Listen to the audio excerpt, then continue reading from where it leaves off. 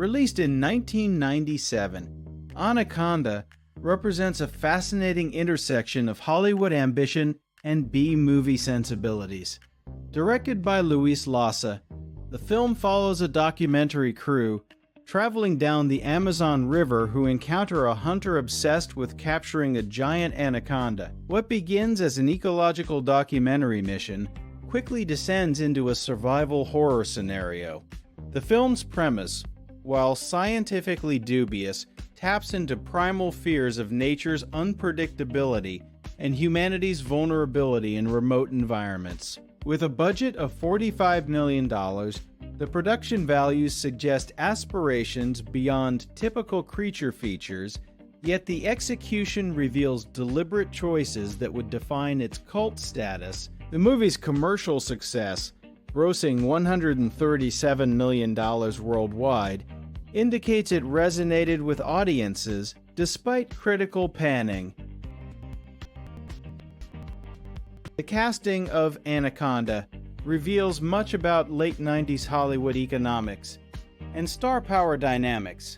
Jennifer Lopez, fresh from Selena, brings mainstream appeal as the determined documentary producer Terry Flores. Ice Cube's presence capitalizes on his rising film career following Friday, while Jon Voight's participation as the unhinged hunter Paul Cerrone adds theatrical gravitas. Eric Stoltz, Owen Wilson, and Jonathan Hyde round out an unexpectedly strong ensemble for what could have been a straightforward monster movie. This casting strategy suggests producers understood they needed more than just a giant snake to attract audiences. Each actor brings distinct energy. Lopez's earnest professionalism contrasts with Voight's scenery-chewing villainy, creating an entertaining tension that elevates the material beyond its creature feature origins. Jon Voight's performance as Paul Cerrone deserves particular analysis as a masterclass in controlled camp. Voight approaches the role with Shakespearean intensity, complete with a questionable accent that fluctuates between Eastern European and something entirely invented. His character's obsession with capturing the anaconda borders on sexual, with lingering shots of the snake's movements and Cerrone's almost sensual descriptions of its power. This subtext transforms what could have been a one-dimensional villain into a complex study of obsession and masculinity. Voight's commitment to the absurdity creates memorable moments, particularly his death scene where he's consumed by the snake while maintaining eye contact with the camera. A moment of pure cinematic madness that has become iconic in cult film circles. The technical aspects of Anaconda reveal both ambition and limitation. The CGI animated snake, while dated by today's standards, represented significant 1997 visual effects investment. The infamous snake POV shots, complete with distorted fisheye lens effects and heavy breathing sounds, create a distinctive visual language that both terrifies and amuses. Practical effects, including animatronic snake heads and jungle sets, demonstrate genuine craft despite budgetary constraints. Cinematographer Bill Butler, known for Jaws, brings professional sheen to the Amazonian setting, using shadow and water effectively to build tension. The musical score by Randy Edelman mixes traditional adventure themes with horror elements, though it occasionally overwhelms scenes. These technical choices collectively create the film's unique aesthetic, simultaneously polished and ridiculous. Narratively, Anaconda follows classic horror adventure structure while subverting expectations through sheer absurdity. The plot progresses through predictable beats: introduction of characters, journey into danger, gradual elimination of cast members, and final confrontation. Yet the execution constantly veers into the surreal, particularly in the third act, where characters survive increasingly improbable scenarios. The snake's behavior defies biological reality, displaying near supernatural intelligence and resilience. This narrative looseness allows for memorable set pieces, including the waterfall escape and the boat in a tree sequence. While criticized as illogical, these moments serve the film's primary purpose, delivering spectacle over coherence. The screenplay by Hans Bauer, Jim Cash, and Jack Epps Jr. prioritizes memorable moments over narrative consistency, creating what critic Roger Ebert called a movie that knows exactly what it is. The film's gender and racial dynamics reflect both progressive elements and 90s-era limitations.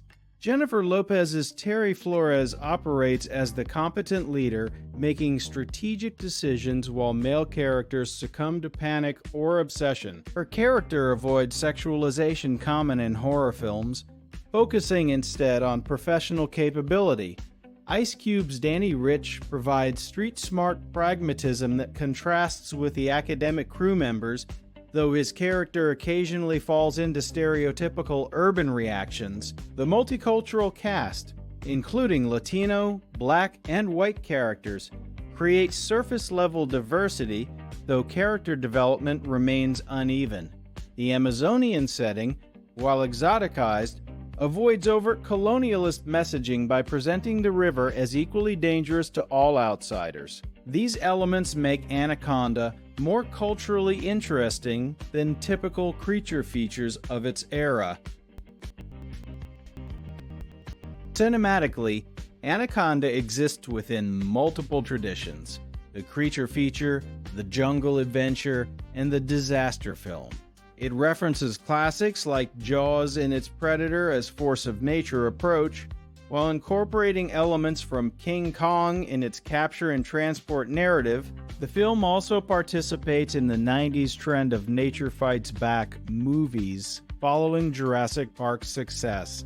However, its tone distinguishes it from these predecessors, embracing humor and self-awareness that prevent it from taking itself too seriously. Director Luis Llosa balances genuine suspense with moments so outrageous they become comedic, creating a unique viewing experience that audiences either embrace or reject entirely.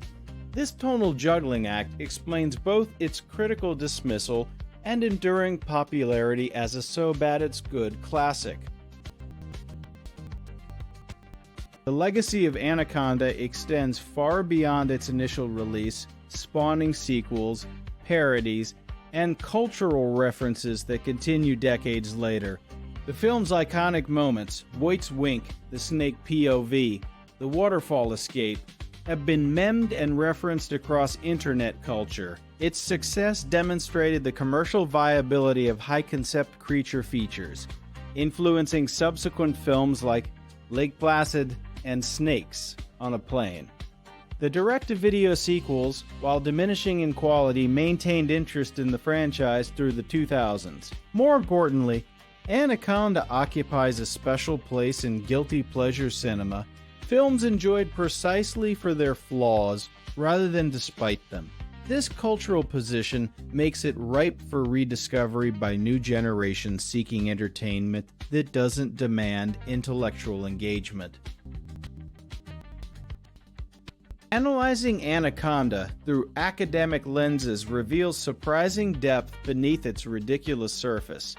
The film explores themes of obsession through Saron's quest, environmental anxiety through the crew's documentary mission, and human vulnerability in the face of nature's power. The snake functions as both literal threat and metaphor for uncontrollable forces, whether natural, psychological, or professional.